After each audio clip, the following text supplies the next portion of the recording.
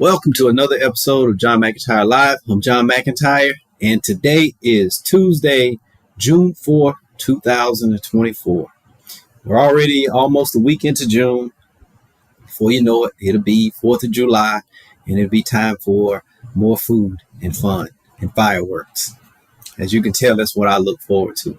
So, we have a show. I have a question. It's sort of, people have asked me the question, why did I word it a certain way? And I was like, well, that's because it was worded to me that way.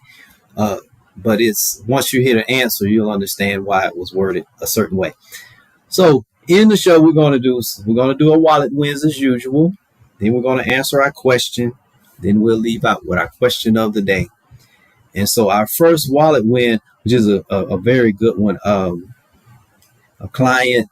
Well, this first one was given to me by Andrea. She had worked with someone. Client's life insurance at work wasn't enough, so they purchased another policy to cover the insufficiency. So we all know we've covered that numerous times, and I guess we'll have to cover it over and over again until everyone is just properly insured. But as you know, it's good to have at least 10% of your 10 times your annual income in insurance, life insurance especially. And then there's other insurances that you need, but this particular one is life insurance. And so you want at least 10 times your annual income. And apparently it wasn't enough. It wasn't 10 times their income. And they have a family, and so they bought another policy to cover the gap, which is very prudent. And like we've said plenty of times before, it's good to have your own insurance policy anyway, because you can't take those policies with you. You can with health insurance, but that's under the term COBRA. And COBRA, in my word, it to me is another word for expensive. And so we receive quite a few calls, people when they leave jobs or, have their own business or whatever, they have, health insurance. So that was wallet win number one. Wallet win number two, got a promotion at work with a big raise. And that means more money to pay off this debt. And hopefully they will stick with that.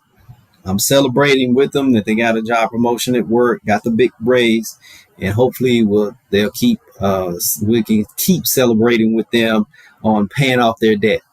So a lot of times, and I was like that a long time ago. It sounded good. If I make more money, I can get some of these old debts out of the way and all this. And then that extra money comes in, and the last thing I'm thinking about are those debts. And a couple of years later, lifestyle costs have went up, and those debts are still there staring, and they've actually grown some. So if in practice, big raise, knock out that debt, build some serious wealth that way. So hopefully they'll stick with that one, and we will celebrate with them. Wallet win number three, this one is a real good one. I'm caught up on my child support payments, and my next goal is to open a savings account for my child. And that's that one. I really like that one.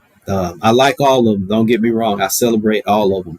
But to see someone who finally, steps up and they're paying their child support and taking care of their responsibilities, and then thinking about the future, not just thinking, I'm going to make these child support payments and then I'm done. They're actually thinking of more of the future, opening a savings account, and hopefully that'll turn into a college savings account and, other things of being involved with the child. So that's a very good one. We have that was actually three good wallet wins for today. Share your wallet wins. Don't forget #wallet wins and share them with us. If you're watching live, put them in the chat, whether you're watching my Facebook Live or YouTube Live. Put them in the chat, and we'll share them as we're doing the show. So keep them coming. Like I've said before, if I take up 30 minutes just celebrating wallet wins, then so be it. It'll just be a 30-minute financial celebration show for people that's winning with their wallets. So,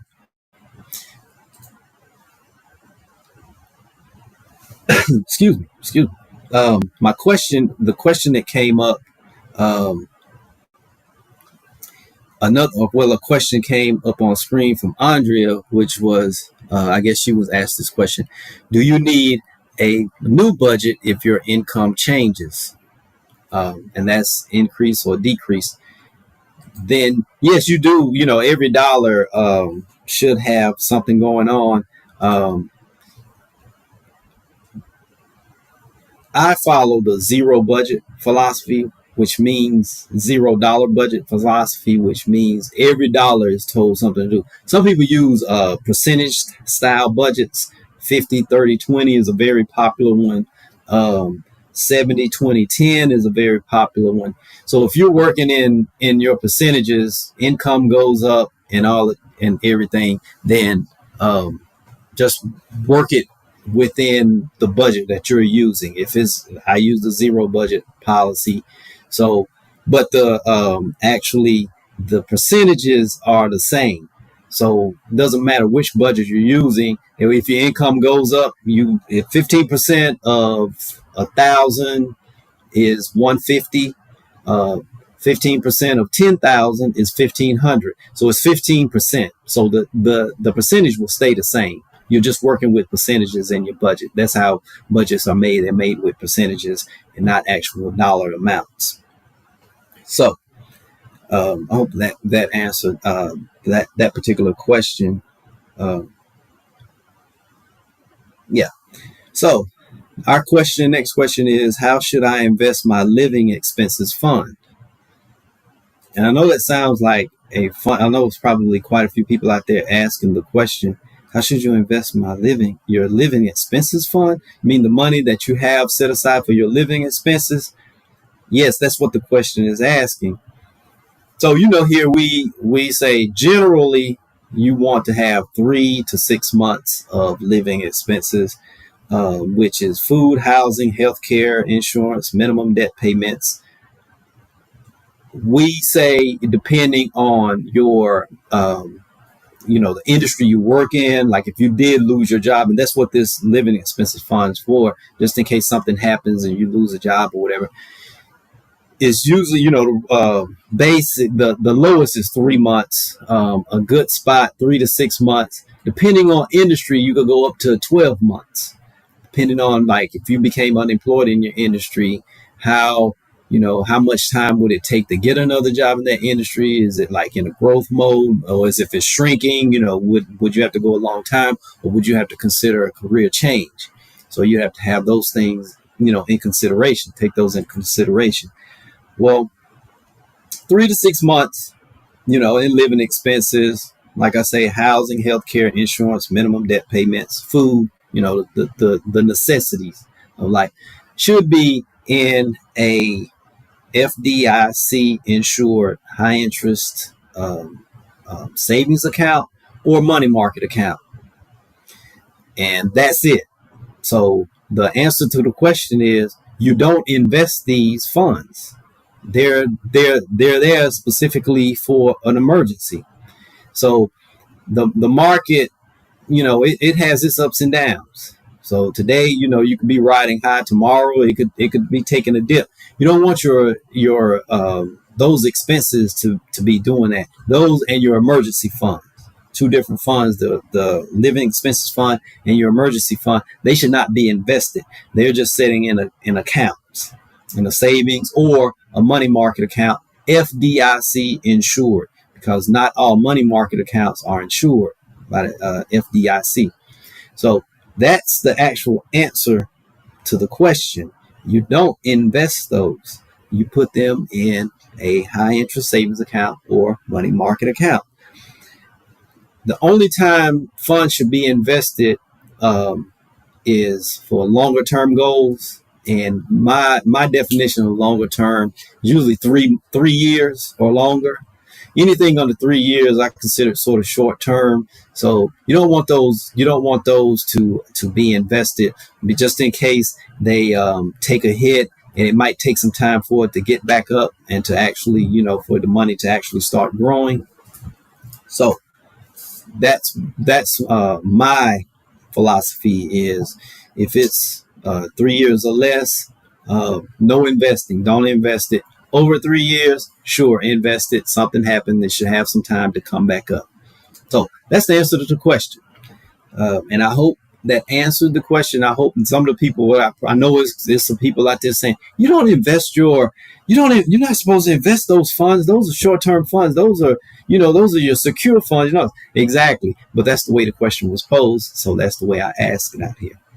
All right. So I'm going to ask the question of the day, and then we will be cutting this show out for today.